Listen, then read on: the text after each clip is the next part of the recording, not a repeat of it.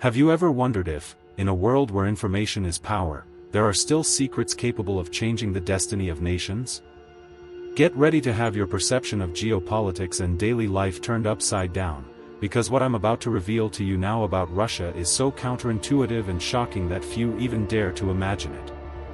Many believe that life there is just difficult, but what if I told you that the reality is even bleaker, with control extending from the media to people's very minds? If you're tired of superficial information and seek to unravel the deepest and most urgent mysteries of our planet, which will give you a mental clarity most will never have, then stick with me. You're about to discover how truth is shaped and what it truly means to live under a system that controls every aspect of existence, and the reward is an understanding that will transform your worldview forever. When we think of Russia, our minds might conjure images of vast landscapes, natural riches, and a millennial history. However, behind this imposing facade lies a reality few dare to explore: the profound unhappiness that afflicts a large part of its population.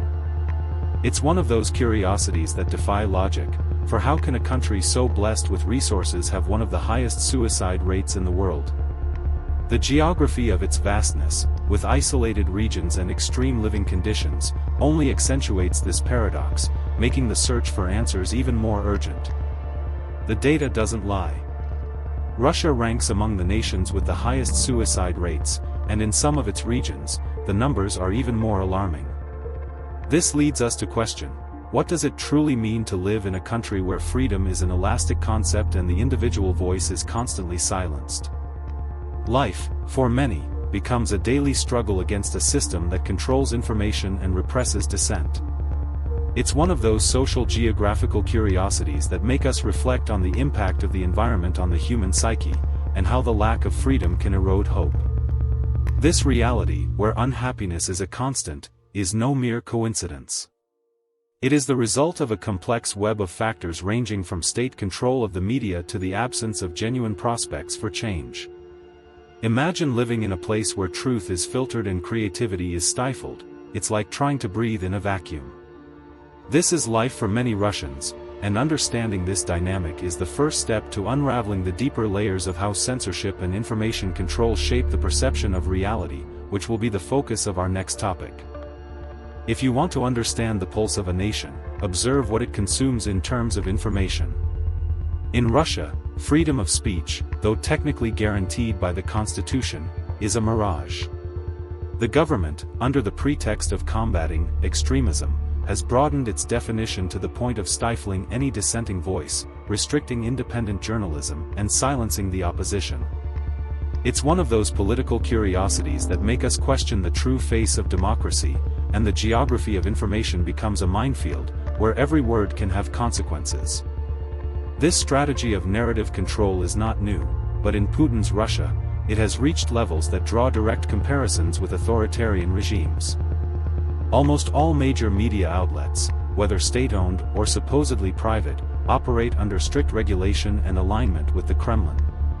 Channels like Channel 1, NTV, and Russia 1, the most popular in the country, function as mouthpieces for the regime, ensuring that the official message rarely deviates from the established line.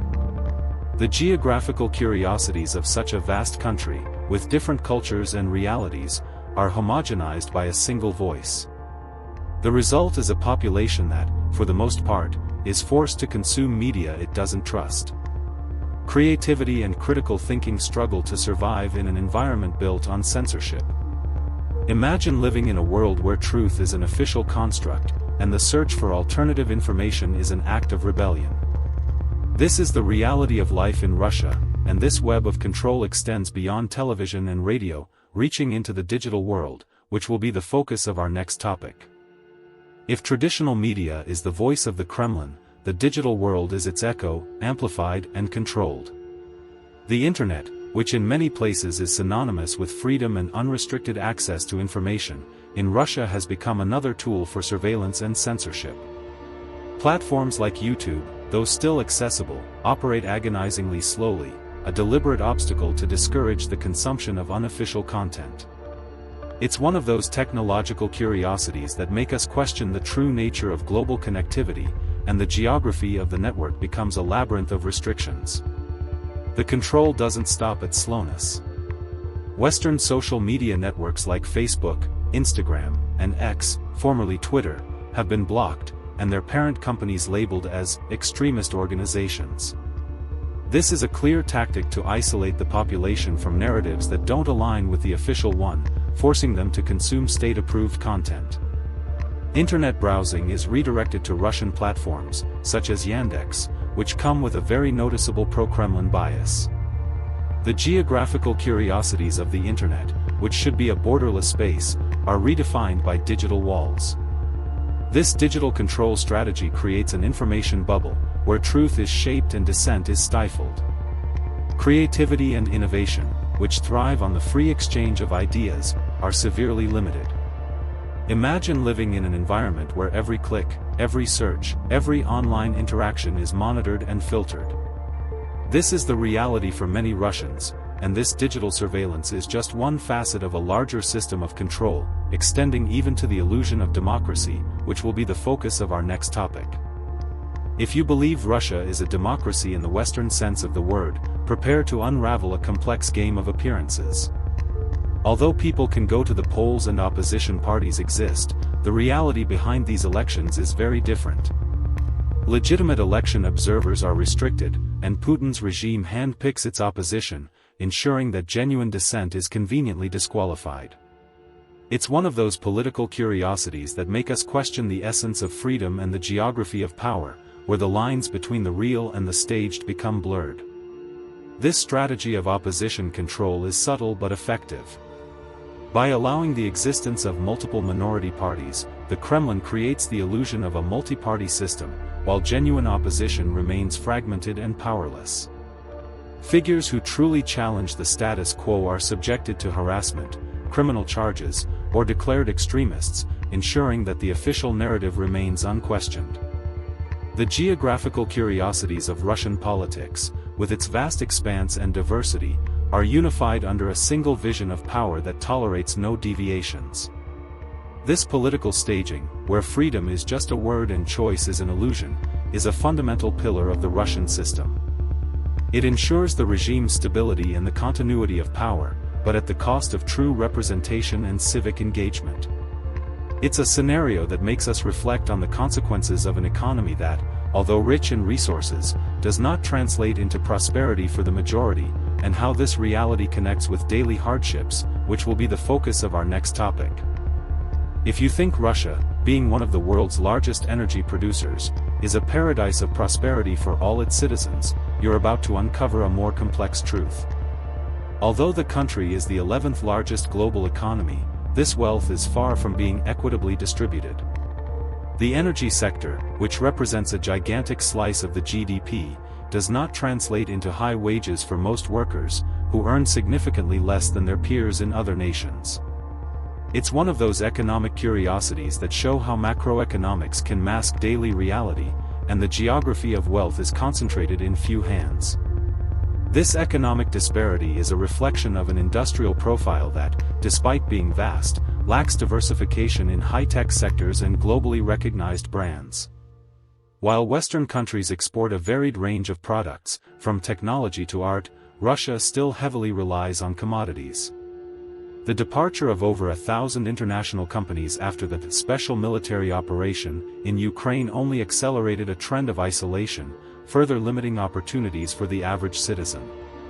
The geographical curiosities of such an extensive country, with abundant resources, do not guarantee homogeneous development or an easy life for everyone. This economic reality, where wealth is concentrated and opportunities are scarce, leads many to seek better living conditions, often outside the country. Brain drain, which was already a concern, has intensified, taking valuable talents to other nations. It's a scenario that makes us reflect on how a country's economy can shape the destiny of its citizens, and how this inequality manifests in different regions, which will be the focus of our next topic. If you think Russia is a homogeneous bloc, you're about to discover a complex tapestry of cultures and ethnicities, where diversity, paradoxically, has become a source of profound inequalities. Far from urban centers like Moscow and St. Petersburg, life takes on much more challenging contours.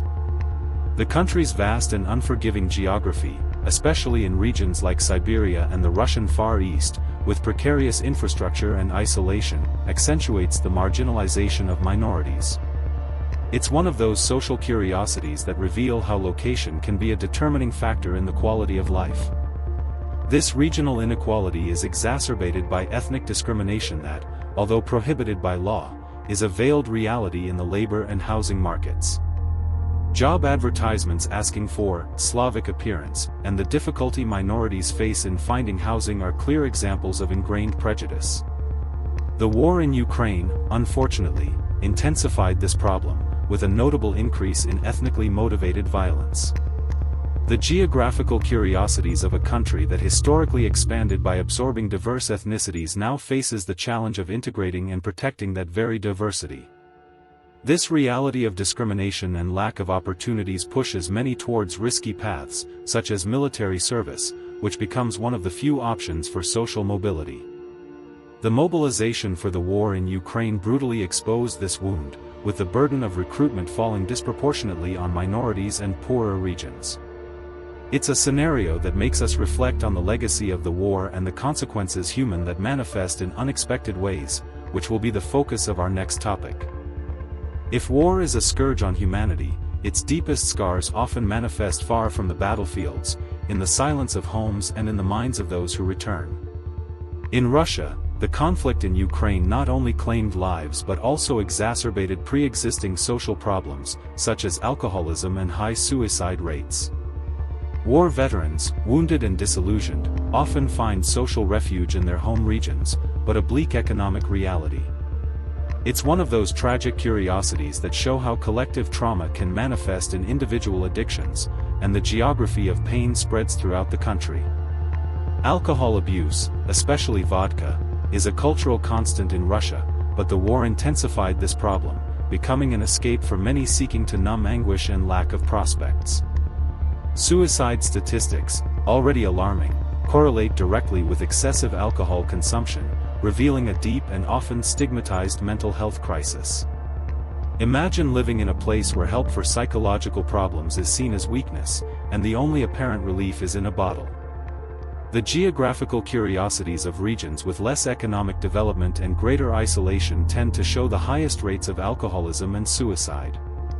This combination of war trauma, economic hardship, and the absence of an effective support system creates a vicious cycle of despair. Although the Russian government tries to control the narrative and information, the reality of daily life, with its pains and addictions, is undeniable. The future, for many, seems uncertain, and the consequences of this war will continue to unfold for years, revealing a story that official media will not tell. It's a scenario that makes us reflect on the importance of seeking truth and preparing for what's to come, which will be the focus of our introduction. And there it is. We have together explored the deep layers of Russian reality, unraveling how censorship, economy, and social challenges shape the lives of millions. You've seen that, behind the headlines, there are complex curiosities that challenge our understanding. But what will you do with all this knowledge? Will you merely absorb it and move on, or will you use it to question, to analyze the world with different eyes, to become a more critical and insightful thinker? Think about it.